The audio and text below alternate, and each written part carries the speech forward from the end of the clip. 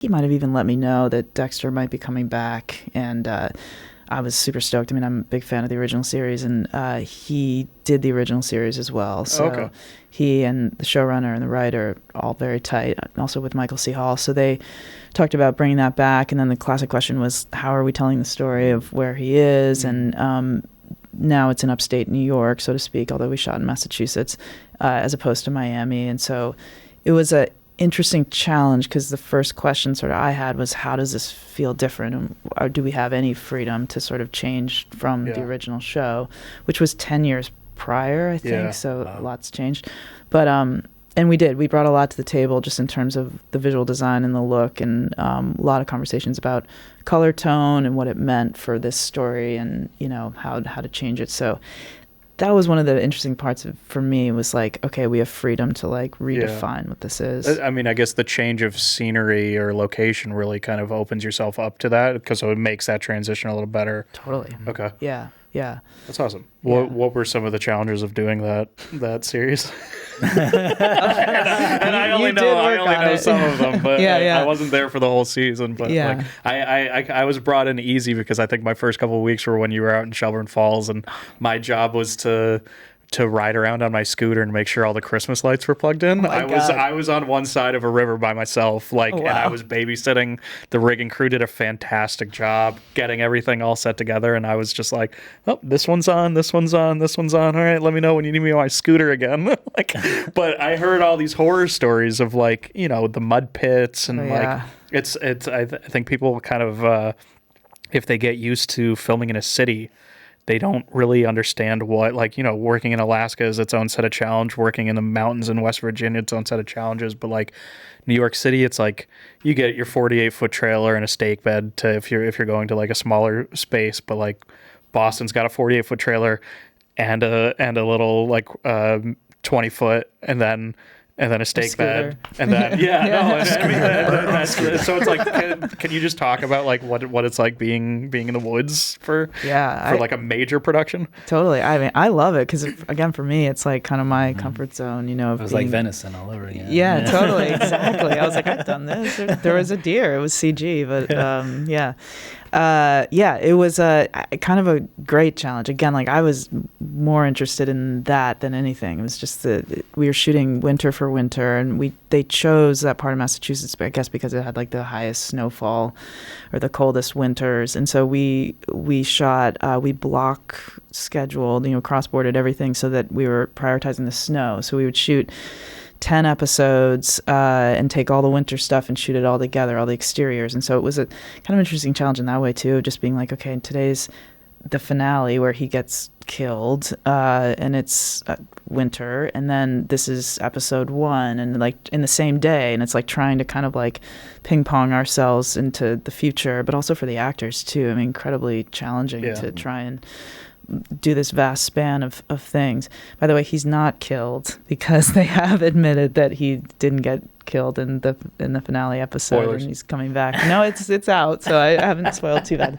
But anyway, was that a hard? I know it's not your first TV show. I know it's not your first narrative or anything like that. Was doing that extreme kind of time jump, was that hard for you instead of shooting in order?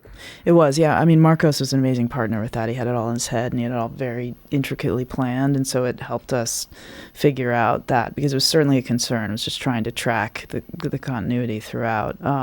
But just to go back to the challenges of it all, I mean, our camera department was incredible on that show, and Andrew Jewell was my first first, who, they loaded everything into sleds, and they went out in the snow at 4:00 in the morning. The fact that they didn't murder me is amazing. But the snow was deep snow, middle of the woods, windy, cold. I think it was below zero for 40 days or something straight, and we shot some of it in the woods, and then some of it on this peninsula, which there was only one way in and one way out. And on the peninsula, we were surrounded by water, by a lake.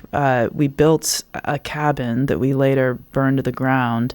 And the one way in and out was this like basically a logging road that once it melted, and then we were creating fake snow for at least a month, it just turned into a mud pit. And it was like, I mean, mud like no one has ever seen before. I mean, everything was getting stuck. It was hard to work in, you know, and it was just so time consuming. I think it was like a 45-minute commute just out to the peninsula from where you would park your car every day. The story of Scott Davis, our amazing gaffer on that show, we had like our big moon box, I think it was like a Magni, like one of the giant lifts, and shooting during the day, we were using it for sun control. Everything was melting. It was great. It was warm. And then it froze overnight so quickly that it got frozen into the mud, and we had to move it into the middle of this big field to use it as a moon box. And the thing was just like, I remember Scott came up to me, he's like, it's stuck. And I was like, what? What do we do? And he's like, I think if I just like arm it way out and then sort of articulate it. And I was like, oh boy. Yeah. And we did. We made it work. But it was like just everyone biting their nails and looking at this massive machine that was just stuck in the absolute wrong place for a long time. Yeah. How did you get it out? Did you have to wait for it to thaw out? Yeah, to wait for it to thaw. I will say that crew I don't think is really strangers to that thing. I remember on Castle Rock with their rigging crew, a lot of the cable was laid down in like July or August, and then it was picked up in February the next year. And I've got videos of us like with sledgehammers and crowbars breaking ice, getting the cable out. And it's like it was literally one of those things. It's like, don't let go of the end of the cable when you unplug it, because you will not find the run again when it falls back through the snow. And it was some cable may have been lost or left or stuck or what. Scott's like the king of, we had like a football size area filled with snow that we had to shoot this night exterior, and it was like big scene, you know, there's like cop cars and there's murders and all this stuff happening. We had to cover this huge area looking, of course, in like 360 degrees, and he just like would put sources in the woods in such a way, up on hills, like he'd just do these scouts by himself, or he'd just walk the perimeter and figure it out. And it was amazing kind of what we were able to do. And so those moments where I was like, is this possible? And he's like, yeah, we'll find a way, you know. And anyway, he's this is two things. A, do you think all the work was worth it?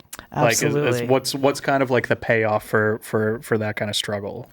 Yeah, I personally, I do. I think the crew does too. I think, you know, they will fully admit that it was one of the hardest jobs, if not the hardest job.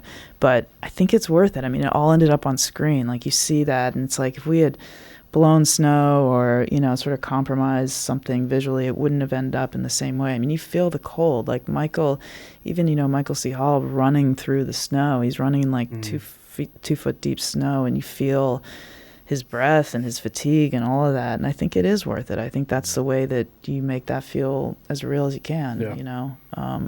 I would do it again in a heartbeat. I thought it was, you know, it was hard, but worth it.